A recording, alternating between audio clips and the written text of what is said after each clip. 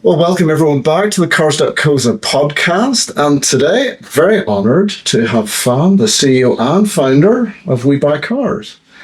Now, Faan, it has to be probably the most recognisable name in the car industry today is WeBuyCars. Now, I've been in the industry 10, 15 years, and everyone, generally, I always say that people in the car industry are real miserable people because it's always doom and gloom, lurching from one crisis to the next.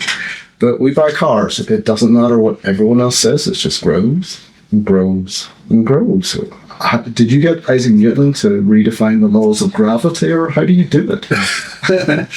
Alan, thanks for having me. We've been extremely fortunate. This year it's our 25th anniversary, so it's been a very long overnight success, as some people would like to call it. But I guess a positive attitude takes you a long way, and then together with that, being innovative and always question the status quo. We grew this business in the first few years ourselves, but we soon realized that we need excellent people. And if there's one thing we've been really good at is surrounding ourselves with innovative people who helped us grow the business. Now, you were, as you said, we buy cars, right?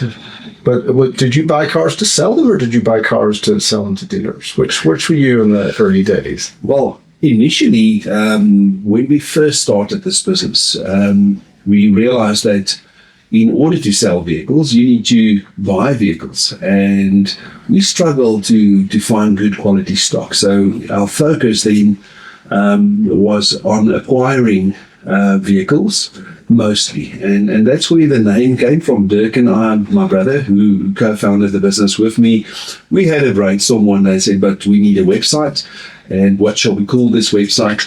And we thought, if we could get this name, it would be fantastic. And guess what? It was available. So very fortunate event, registering the name WeBuyCars.co.za way back in 2001, and the name has served us well because there's no doubt about what you really do. And we started acquiring stock more and more, appointing buyers. But yeah, it does cause a bit of confusion because the name says We Buy Cars, but I guess now people know that we also sell cars. And to just answer the question on dealers, yes, we've had a very strong relationship with dealers countrywide over the years. At the very beginning, we sold most of our vehicles to dealers, and today we sell over 4,000 vehicles per month to dealers like the ones advertising on Cars.co.za. So you sell to dealers, but you also compete with dealers, right? So how does that vibe work? Well, for a business model like ours to work, you have to have a balance between stock turn and profit. And we have a very, very quick stock turn. In other words, we need dealers to participate in our ecosystem so that we can have a very quick stock turn. So when you work out the cost and profits of all the channels we sell through, actually selling to dealers makes a lot of sense because you get the car in, you sell it within a day or two, the dealer is happy with the purchase. We made a probably less than average profit on the vehicle, but you could turn the money quickly. For the dealer, it makes a lot of sense because the cost of acquisition is zero. You go to WeBuyCars and you purchase a vehicle. Whereas if you go and really do the calc as a dealer of where and how can I purchase cars, there's a lot of effort going into sourcing the right cars, appointing staff to do that for you, trusting them, making the right decision about price. And then obviously there's fraud involved. So you would like to have a kind of a guarantee that I'm purchasing a legitimate vehicle and that there are recourse available if need be. So for many dealers, it makes a lot of sense to buy from us. I guess dealers who want to make an above average profit margin probably wouldn't buy from us because they would want a larger margin between what we're selling the vehicle for and what it could potentially sell for. You mentioned a lot of interesting points there. Now, as a consumer, I buy a car. Buying a used car is probably the most nerve-wracking thing you could do. But you do this how many times a month? Well, we worked it out the other day. We do about a deal every minute. 24/7? 24/7. So, yeah, it's about, we purchase and sell around 15,000 cars buy and 15 sell, and it's growing. It's getting more than that nowadays. So if you work it out per hour a minute, that's more or less it. So lots of deals. Now, and that's the one thing I think the trade as a whole sometimes underestimate, because once you're in the trade, you don't view vehicle purchases like a consumer anymore. You know the lingo, you know what you look out for, and it's very hard to put yourself in the shoes of a consumer. And the only way to remedy that is to actually talk to your clients and understand what their needs are. The days of just selling a car at a competitive price is long gone. When you think about it, selling a new vehicle is already very difficult. Selling a second-hand vehicle is far more difficult. From a consumer's perspective, you want to know the history of the vehicle. Was it looked after? Will this vehicle be reliable? What's the fuel consumption like? What would the total cost of ownership be? Would I be able to afford to run this vehicle in terms of fuel, insurance, maintenance, just the upkeep of the car? And most consumers actually do not do that calculation when they are on the hunt for a vehicle. So the modern dealer would address all these issues. And then comes the most difficult part, is to try and create an ecosystem where that client will feel safe to purchase the vehicle with your dealership, and start building a relationship with yourself. In other words, once the car leaves your showroom, that's not the end of the relationship. You want to communicate with that client from time to time and keep the client and do another deal with him. Therefore, responsible pricing, responsible lending, that puts the client in a position to do another deal with you when they need change or they just want a new vehicle. So therefore, the future value of the vehicle is extremely important. And not everyone can calculate what the future value of a vehicle would be.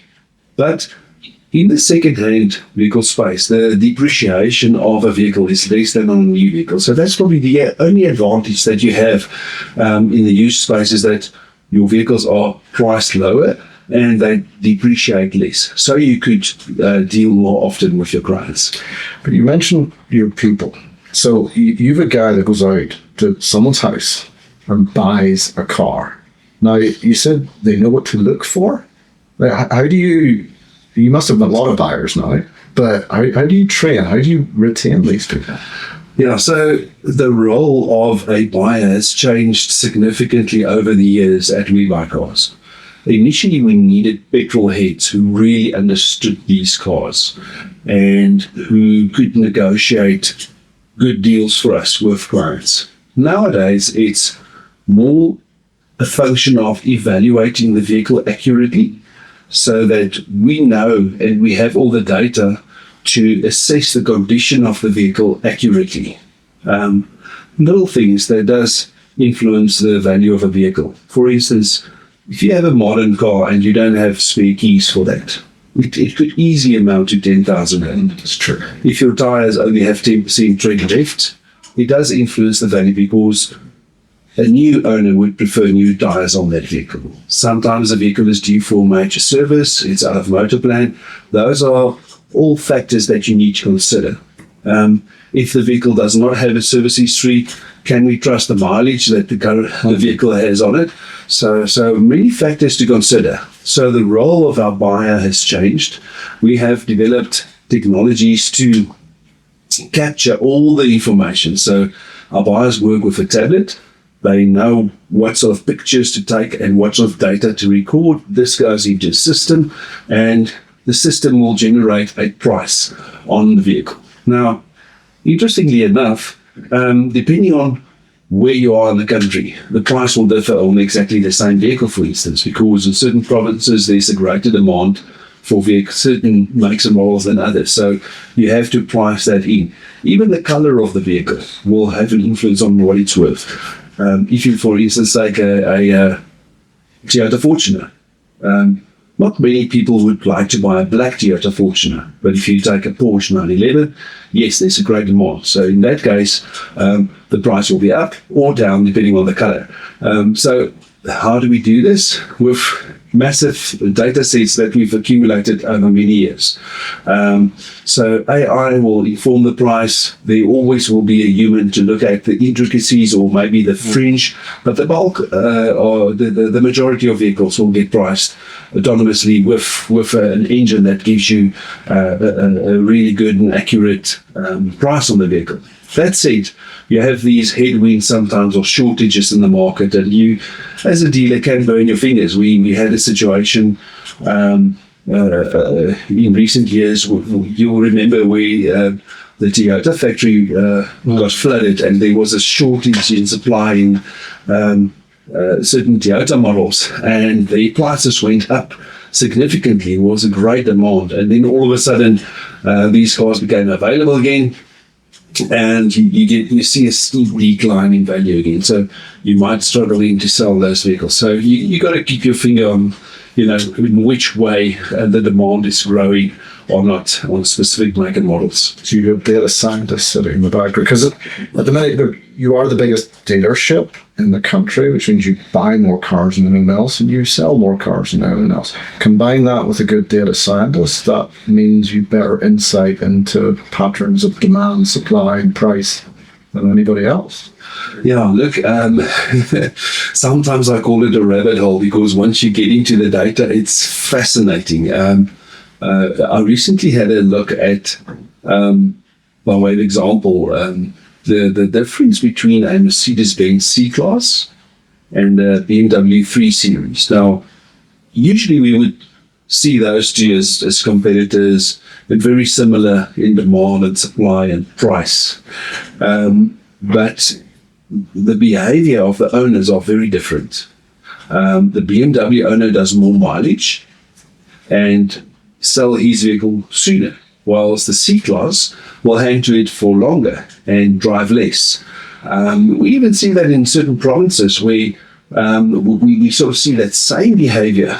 For instance, in Natal, there would be a higher percentage of vehicles under finance compared to the Western Cape. Now, why that is, we don't know, but that's what the data shows. So, quite interesting. Now, how do you use this? Let me take another example, Ford Ranger versus Hilux. Again, the Hilux owner will keep the vehicle for much longer. The Ranger owner will keep it for more or less a year less, which helps us to know when to remarket to those clients who bought those vehicles from us. We know more or less when to approach them to see if they're ready for another deal. So, you've been in business 25 years. You're probably at a scale now where you're seeing the same customer again and again and again. So I guess your loyalty, as it were, is growing. Absolutely. It's quite an interesting fact. We more than 10% of all the vehicles we buy, we've owned before. Either sold it directly to the client who's selling it to us, or we sold it to a dealer who sold it to this client and who's now selling it back to us. So we see a churn of cars now for South Africa. I think it's a good thing, because we have a emerging middle class and a growing middle class, and the average age of our vehicles, if we can create an ecosystem or a landscape where the longevity of vehicles can be stretched a bit, with reliability. And that's what we see. There's this saying that they don't make them like it used to. But when it comes to vehicles, I think it's a good thing, because cars are far more reliable nowadays than many years ago. The tech is there, so the longevity of a vehicle can be stretched. We used to think that once a vehicle reaches 200,000 kilometers, it's had its best days behind it. But I see cars coming in modern cars with 300, 400,000 kilometers. As long as it's been maintained, they can be reliable. It's very, very important, so to understand that motoring is a very, very important part of the South African consumers' lives. It's for most people, it's your most valuable asset, if not your second most. So making a good decision and being savvy when doing it, will go a long way in helping your finances. It was said that even in Cars.co.za data, our journalists would tell us that saloon cars or sedans are dead, hatchbacks are dead, everyone on SUVs. But the C-Class, the 3 Series, the Volkswagen Polo, these are perennial favourites. They're still as popular today. Absolutely. They are sought after, but our data shows that there is a growing demand for your SUVs, hatchbacks, your traditional sedans. I'm thinking back of the days of the Toyota Camry. Toyota does not even have an offering like that. The sale of the normal Corolla sedan it's gone. So most of those purchases are done by rental companies, it seems, nowadays, and then they trickle into the used vehicle space years later. Definitely ever-evolving vehicle landscape. I think in recent years we've also seen the composition of the players in the market change. Some traditional OEMs are finding it very, very hard to compete in today's automotive landscape, and there are some very innovative new entrants coming in. So it's interesting to watch. It's somewhat confusing to the consumer, because what do I do now? Do I go for this tried and trusted brand at a premium, or do I try something different? Yes, it looks great on paper. The price is right. But what will my situation be 4 years down the line? And so there's a bit of uncertainty. But that was the case with all these brands, the more well-known brands like Kia and Hyundai and the rest that also came into the market, competing for space and establishing themselves. So it's all about the price. And some of these Chinese and Indian brands have now been around for a while and have proven themselves. So it's definitely interesting to watch. Buying them. Oh yes, we love buying these new brands. The nice thing of dealing in used cars is the concept has been proven.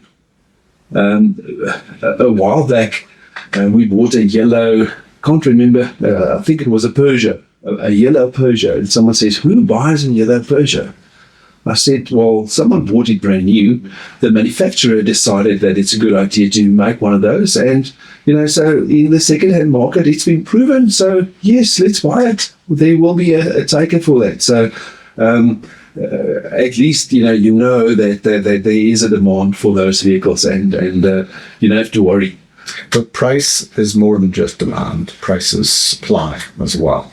And look, we are in a different era in 2025, because the Chinese invasion is well in a lot of momentum now. Now, is it oversupplied? It's a very, very good question, and I think the supply is one thing.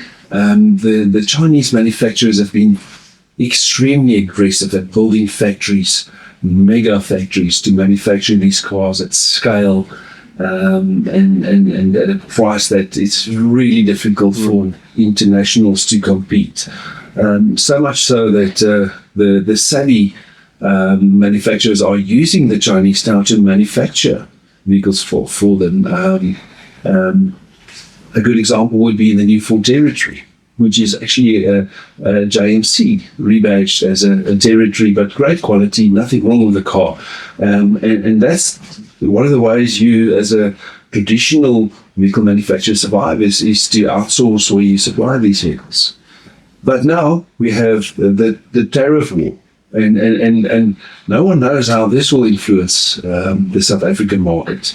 Well, we've been fairly successful at manufacturing and exporting vehicles, but that's bound to change now. So it's going to be really interesting to watch. Maybe some of these cars will now have to be sold locally and priced right. They might just be successful at that. It's also encouraging to see that there are brands like Mahindra, for instance, who manufacture locally, and if we can get that right, you should be competitive. Considering that all imported cars carry at least a 20+% tariff, so you have that benefit if you can manufacture locally. But it comes with its own challenges. And in terms of the supply, because this year has also seen a lot, what we call powertrains, PHEV, HEV, every acronym that you can think of. Well, what's your view there? Look, electric vehicles in whichever way or form is here to stay. It's probably slower here in South Africa than anywhere else in the world or most other countries. Certain countries with really good supply of electricity are mostly electric already. And for the normal South African consumer, charging a vehicle is an issue because sometimes you have a power outage. But once they get it right, and I think the future of electric cars, and I've seen this in China already, where they make these car batteries interchangeable. Now, when you think about that, having interchangeable batteries poses an opportunity for filling stations to become charging stations where you pull in, you drop your battery out, put in a new one. It gets done in 3 minutes. It's not a pipe dream, it exists. And then range is no issue. Charging at your home is no issue. The battery life of your vehicle, and we see that nowadays. When we buy electric vehicles, you go into the diagnostics of the vehicle and you can see the battery health. Now, when you buy a used vehicle, usually there's nothing wrong. It's still got exactly the same power than compared to when it was new. But with an electric vehicle, the battery, it's like your cell phone. Over the years, the battery don't last as long as it used to. So when buying a 5-year-old electric vehicle, your second-hand value, now data has proven that it really takes a knock, and that's one of the reasons people don't buy electric cars like they thought they would. It's simply because what's the future value going to be? It's a no-no. If you take away the battery health issue, the range issue, I would buy all my vehicles in the electric form. They're cheaper to run, it's less moving parts, amazing power. If it only has 400 or 500 kilometer range, no issue, because we all have the filling station network. So it's going to be really interesting to see how this develops. If it goes this way, I think it's a no-brainer to see all our vehicles change to electric over time. Now, the likes of Toyota have been preaching hybrid for a while now. It seems that everyone else is following. We see on our own Cars.co.za platform, when we put out a video about an electric car, significant disinterest in the whole thing. But you start talking hybrids and PHEVs, different story. Now, Toyota have been in the market with hybrids for long enough that you guys would have insight onto the resale value. So is the hybrid filling a niche and holding its value better than that EV? They both keep values very well. A good example would be the Toyota RAV, where you can buy a hybrid or just a standard petrol engine vehicle. The difference in price probably makes up for the fuel saving over the next few years. True. But it's a really economical vehicle. My son drives a RAV hybrid, and I mean, the fuel consumption is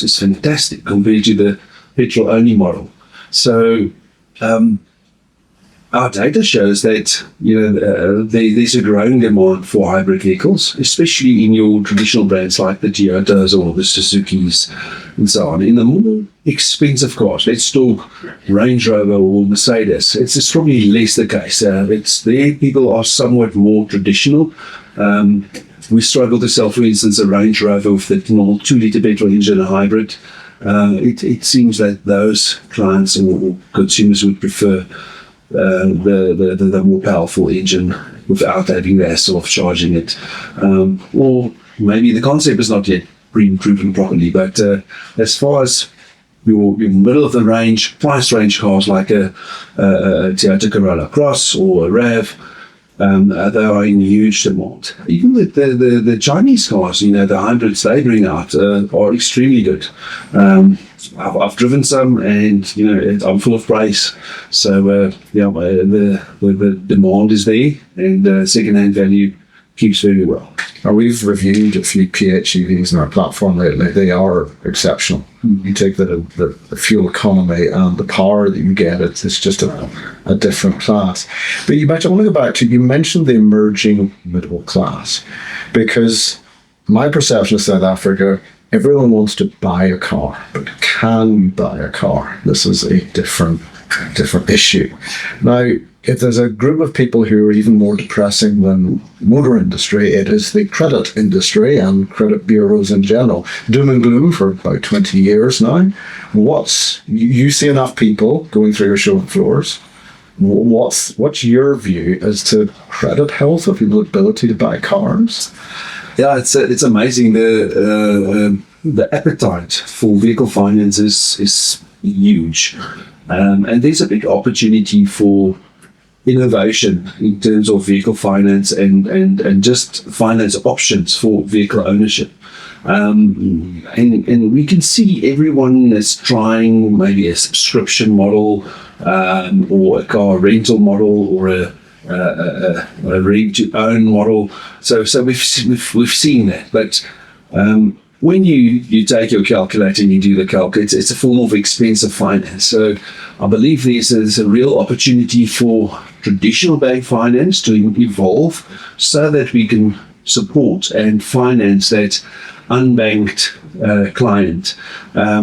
We've started, for instance, a project with Capitec, where we do not call it a vehicle loan, we call it a purpose loan. So this loan is for the purpose of owning this vehicle, but they do not take collateral in the vehicle. They supply funding to the client, but because it's for a vehicle, it comes at a more favorable interest rate. Now, when you, as a consumer, finance your vehicle, the bank wants to make sure that they are the owner of the asset until it's fully paid for. And that comes with various expenses.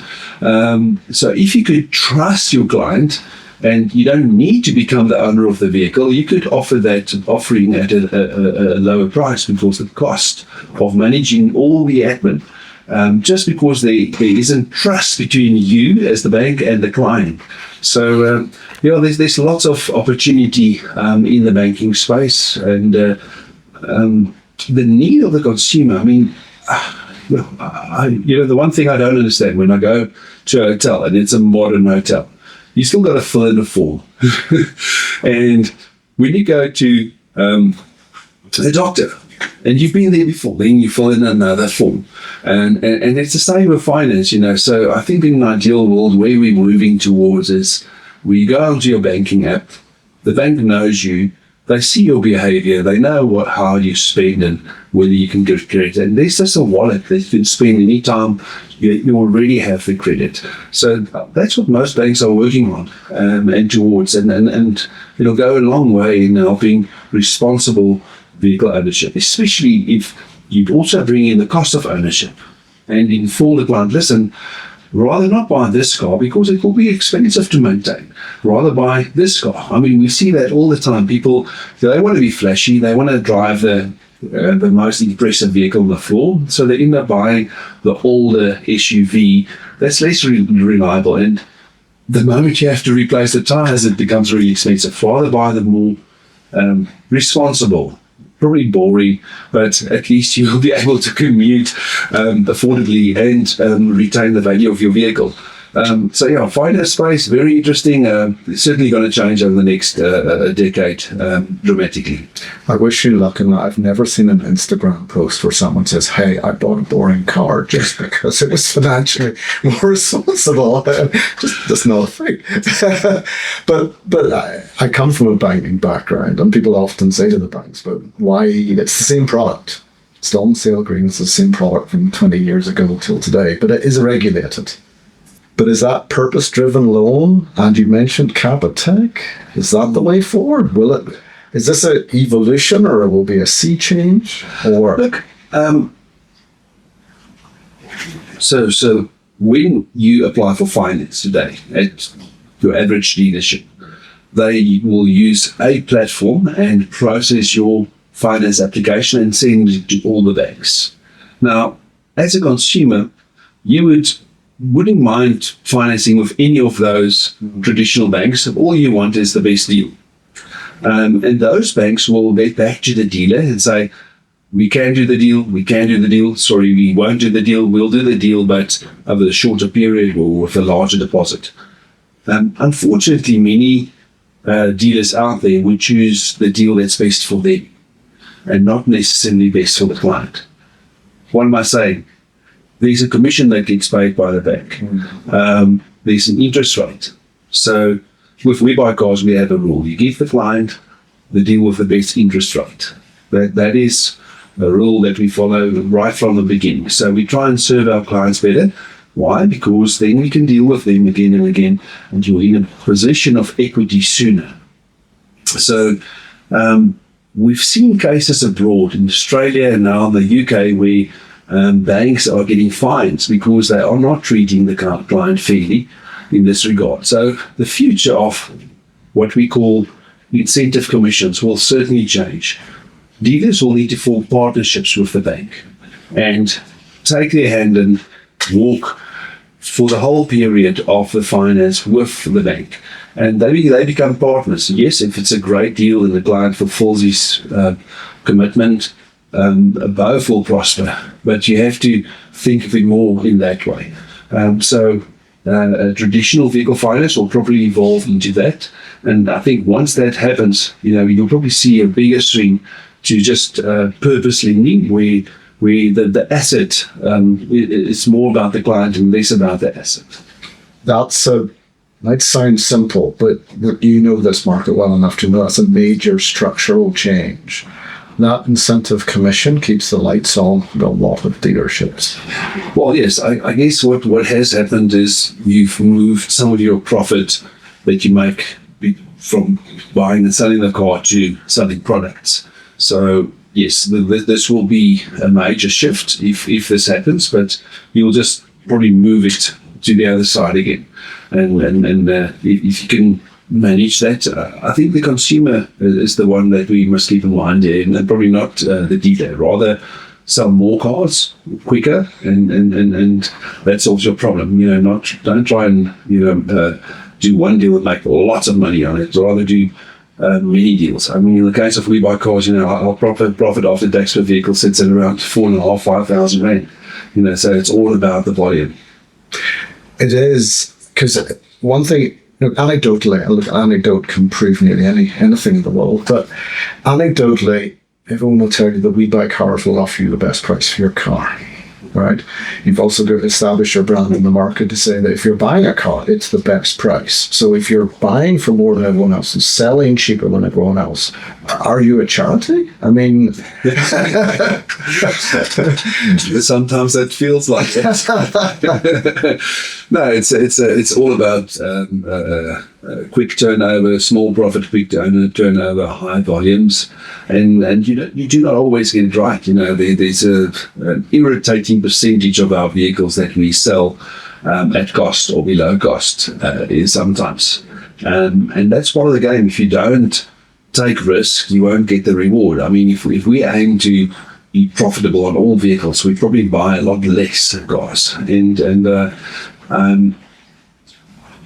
I feel that if I've bought your car and I've given you a really good price. And 2-3 months down the line, I'm struggling to sell because I gave you too good a price. The market has changed a bit, and I sell it at cost. Now, what I've done is I've bought a client, because next time you will most certainly, you've experienced the service, so you would most definitely use us again. So it's not in vain. It's probably a tactic that works well for us. So is turnover something you track? Is that your secret sauce? Turnover, Buy, sell quick?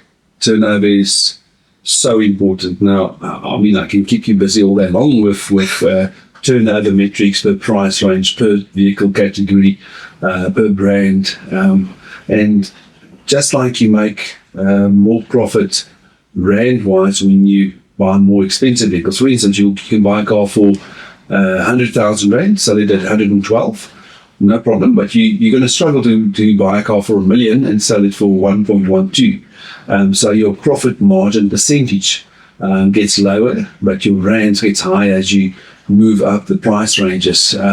And it's the same with turnover. The more expensive a car is, the longer it takes to sell. There's a huge demand for vehicles under 200,000 rand, especially if they're reliable and still fairly new. So those have a really quick turn. I mean, we've recently seen that a good example is a Nissan MV200. Now, I mean, we used to have the Bantam and the Nissan MV200 and the Chef utility bucky around as half-tonners, but they all ceased production. You don't have really half-tonners like those anymore. So the demand has certainly spiked, and the book values didn't keep track with that. So you buy a Nissan MV200 and we sell them on average within 3-4 days. So compared to some other makes that can take up to 40 days on average to sell. So it's really, really interesting to watch the statistics on vehicle sales and the velocity you have between different brands and price ranges. And it helps us inform our pricing. You know, it means we're probably selling these MV200s at too low a price and certain at too high a price, so you can inform your price adjustments accordingly. Does it really change by brand? Oh yes. Or is it price by brand? Absolutely. It's supply and demand, really. Just certain brands are not in demand. So we have an automated price adjustment algorithm that we use. It gets informed by the number of leads we get on the vehicle. For instance, I bought your car today. We've priced it. It's now in the market. And now we track how many times have the keys for this vehicle been collected at our key office for someone to look at it. How many test drives has this vehicle had? How many online inquiries did we get on this vehicle? And we then compare that with similar vehicles or other vehicles that we have in stock. And we can measure the demand. And it helps you understand. For instance, if you had 5 test drives on this vehicle but no sale, you know your price is right, but there's something wrong with the car that put the client off, and therefore you didn't proceed with the purchase. If you had 0 test drives, it means there's no interest. Your price is probably too high at this stage. But certain vehicles are niche, and you got to wait. It's like there's only one fish in the pond. You've put your line in here. You got to wait patiently. So certain vehicles are excluded from price adjustments because it's just a matter of time. The price is right. I've got to wait it out. But those are the low volume niche vehicles. But again, it's you mining your own data that gives you those kind of insights. Yeah. Now, something about online shopping. You are one of the biggest websites in the country. You know, we track your volume. I'm sure you track our volume, Cars.co.za as well. But, you know, I think you will remember back when you founded the company, everyone was predicting bricks and mortar was going to die because e-commerce was taking over the world. Now, the last time I was at the Mall of Africa, it's alive and well and very nice. So it didn't die. But is there trends in car buying? Is there niches in car buying which are transforming? For sure. So yeah, the bricks and mortar are here to stay. A good example would be I asked one of the OEMs, the Korean OEMs, a while back, how many cars do you sell online? I'm talking brand new cars. And he said 0. And I thought to myself, well, if that's the case, it must be really difficult to sell used vehicles online. What we have seen is that dealers who buy from us regularly, they trust our evaluations on vehicles, and they know what they want, and they purchase sight unseen online. But they know if they're not happy with the purchase, they can talk to us and we'll reverse the deal. So a lot of the online unseen purchases are from dealers, but your normal individual who buys a car once every 3-4 years, they want to kick the tires. They want to take it for a test drive. They want to smell the car and walk the floor. But the research that they do is certainly online. When they walk into the floor, they know they've already visited your website. They know what they've come to look at. No one just goes and browses anymore. They do their homework beforehand. So that's where AI plays a big role. We've developed what we call a chatbot that is AI driven, and you can ask any question. We call it Orange. So you can ask Orange, how many airbags does this vehicle have? Tell me what would the cost of servicing this car be, and it'll find the information and inform you accordingly. Which changes the world, because now you have a savvy consumer. You know, you can make such an informed decision when purchasing the vehicle. That, and I spoke about filling in forms. You want to be digital. You want to be able to offer the client quick finance, products that you'll sell to your mother, not rubbish products that can actually add value to owning the vehicle. So that is part of what most dealers are working towards, is to have a really seamless, carefree transaction. And by carefree, I mean buying a vehicle is a huge decision. If I'm taking 300,000 Rand and shop for a car and pull the trigger, purchase the vehicle, you feel like you're putting 300,000 Rand at risk. And that shouldn't be the case. We'd like buying a vehicle to be as carefree as buying a pair of shoes. If we can get that right, and you make the right decision, owning the vehicle should only be a joy. Now that comes with transparency, a real good history on the vehicle, a condition report that you can rely on, etc. So if you get that right, you know, the client will trust you. And the vehicle will keep its value. So you mean if you're not happy with your 300,000 Rand purchase, then you know you after a few months you'll probably take a 15,000-20,000 Rand knock on the car if you have to sell it. And most people are happy with that, because then you can get into something else. Maybe it doesn't fit in your garage, or there's a new family member on the way. Whilst when you buy a brand new vehicle, you're probably going to take a far larger depreciation from a new purchase. Now, that informed consumer that's walking into your showroom, that must have changed the role of the salesperson over the years as well. Yes, I think it's all about trust and service delivery. We track customer complaints, and most unhappy clients are clients who wait too long to be helped, who made an inquiry and didn't get a response straight away. So it's very, very important to serve that client. I mean, it's a very, very competitive landscape. If you are not going to serve the client, someone else most certainly will. Now, that salesperson, I mean, the industry is known for its turnover of salespeople. About half of them leave, or more than half every year. Is that something you guys face as well, or do you hold on to that? I mean, we're really lucky in the sense that we have a very low staff turnover compared to the industry. I mean, it's significantly different. I'm not sure that's enough. It must be a little bit more than that. Well, I think it's also to do with culture and innovation. People like working for us, treating your customer and your staff fairly, and whenever we develop bits of technology that we have to use, we talk about user experience. Now, Dr. Wynand Bekes, who heads up our digital side of the business, he did his PhD on user experience. Now, your first user is actually your staff member who uses the system every single day. And if it's frustrating and irritating and slow, they won't be happy in the workplace to start off with. So I think we've made it user friendly, and there's a saying, you've got to really reward what you want.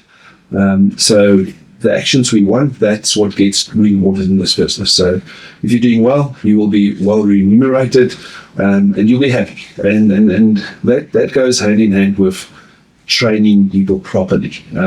So we have rigorous training programs which we put all new staff members through, and regular updates. It's a highly regulated environment. You got the Poppy Act, you got the FIC, etc. So it's no longer a cowboy industry. You are highly regulated, and therefore you have to comply in many respects. So training is essential. And do you think that's one of your differentiators? The fact you are holding on to these people, they know your proposition, they know the WeBuyCars culture, the way of selling cars, what your differentiators are, and so on. Yeah, it's certainly one of the differentiators. Having a fantastic company culture. There's the saying that culture eats strategy for breakfast, and I've got first-hand experience of that. If you have a very cohesive team with a like-minded mindset and goal-orientated and service-orientated, you would certainly succeed. And it's certainly what sets us apart from many other players in the industry, where it's the ups and downs. When you were a salesperson at a normal dealership, 1 month you sell 10 cars, you're okay. Next month you sell 3, you're in trouble. With WeBuyCars, for our salespeople, it's a far more stable, where they sell for 40 cars or 30 cars. So the fluctuation is far less. But it's also far easier because the cars are priced right, and it's all about high volume. Now, you go back to the start, you sell 4,000 cars to dealers. How many dealers would that be? We've got a database of over 1,000, probably 1,200 registered dealers. So most dealers in South Africa are registered with WeBuyCars, and some buy more than 100 cars a month. So probably all the inventory from us, and others buy 1 or 2 or 3 a month. So depending on their stock holding and the mix and their demand. It's a difficult time in the motor industry right now for your average dealer, because when you look at the average value of the inventory, it competes directly with most of these new Chinese vehicles. So whether they accept it or not, you're now competing with new vehicle sales all of a sudden with fantastic warranties. So it does make it more difficult to compete in that, let's call it, between 300 and 500,000 rand price bracket. And that sort of speaks to what I mentioned earlier. There's a large supply at the moment. And that, I don't want to use the word oversupply, but it is sort of oversupply versus the used car inventory. Yes, it is a tough time. But you mentioned, so the reason you came here today, and we're very honored to have you, is that we are holding a dealer conference for the first time at Selton Convention Centre on the 17th of September. So if you could wave your magic wand and improve dealerships in general in South Africa in one way, what would that be? They always say change is as good as a holiday.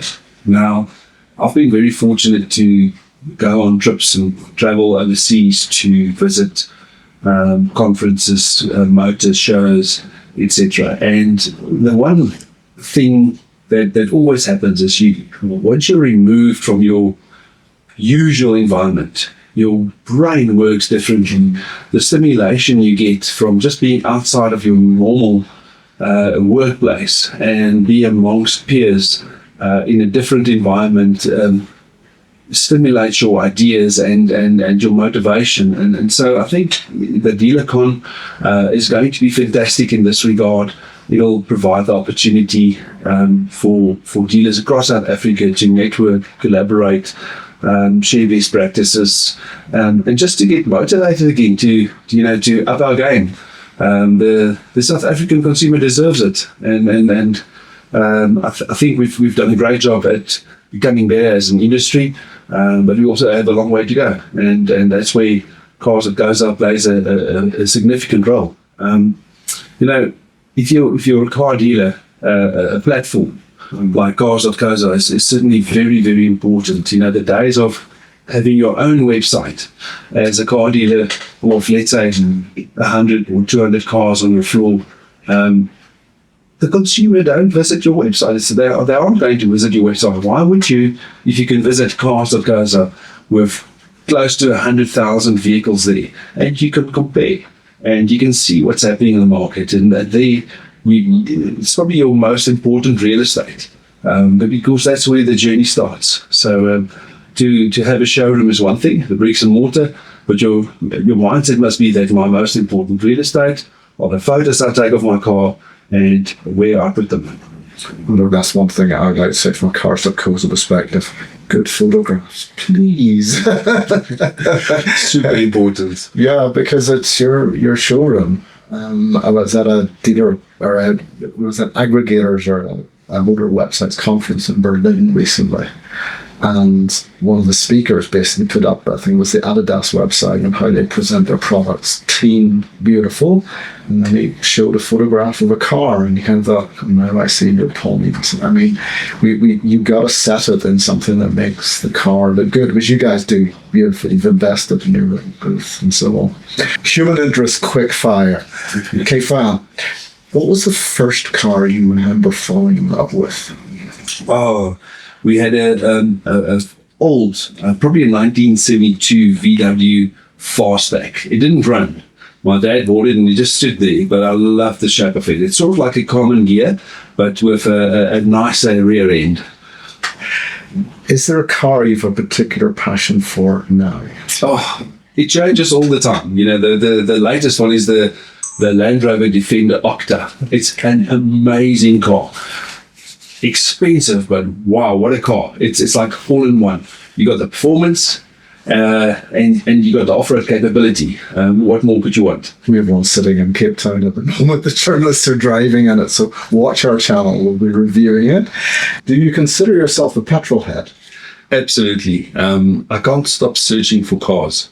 I'm probably the person visiting Cars.co.za most, looking for cars, and I've found certain cars. I collect vehicles and so on. So always on the prowl. Your favorite car in your collection? Oh, very difficult to say. It's like asking which child you like most. I've got a few Toyota Land Cruisers in the collection. I love them all. You can't say that to your children, but you can say it to a car. It is a piece of metal. No. If you could sit down and have a fireside chat with anyone in the world today or anyone in history, who would it be? Oh, wow. That's a difficult one.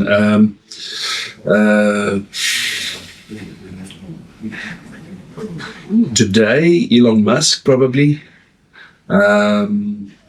Winston Churchill. I think that would be an interesting one of people no longer around. Yeah, those two. Well, actually, the same. I'm with you on that. Elon Musk is a fascinating character. Do you watch sport? What is your favourite sport? Yeah, I love sport. I'm funnily enough, not motorsport. I'm not into F1 really, but I love rugby, love watching golf. One of my dreams would be to go and watch the Masters one day. Very, very entertaining. And a favourite team within rugby? Oh, of course, the Blue Bulls. Who else? The Blue Bulls. And your favourite player? Doesn't have to be a Blue Bull. Anyway. No, Peter Steve did Tway by a long way. He's about as tall as you are. Yes. Isn't he? Your favourite movie of all time? Oh, first one that comes to mind, which I really enjoyed at the time, was Shawshank Redemption. Number 1 on IMDb. Has been for a long time. Are you an Apple or an Android user? Apple. Apple. Absolutely. Apple through and through. Apple laptop. Apple all the way. Apple all the way. Well, very good. Do you have a social media profile? No, not really. Not really? No. You don't scroll through social media? No favourite platform? No. Look. Not a secret TikTok user? No, not really. I do go onto TikTok quite often, but I'd rather read a book. Now, if you have to remind your kids about something, do you phone them or WhatsApp them? WhatsApp, most certainly. Unless it's something really important, I want to make sure they get the message, then I'll phone them. Is there anyone in your life you still have to call rather than WhatsApp? Oh, yes, my parents. Very good. But yes, look, it's been fascinating to have you today. Thank you very much for coming through and sharing some of your insights. And we very much look forward to you being part of DealerCon as well. Thank you very much. Thank you, Anna.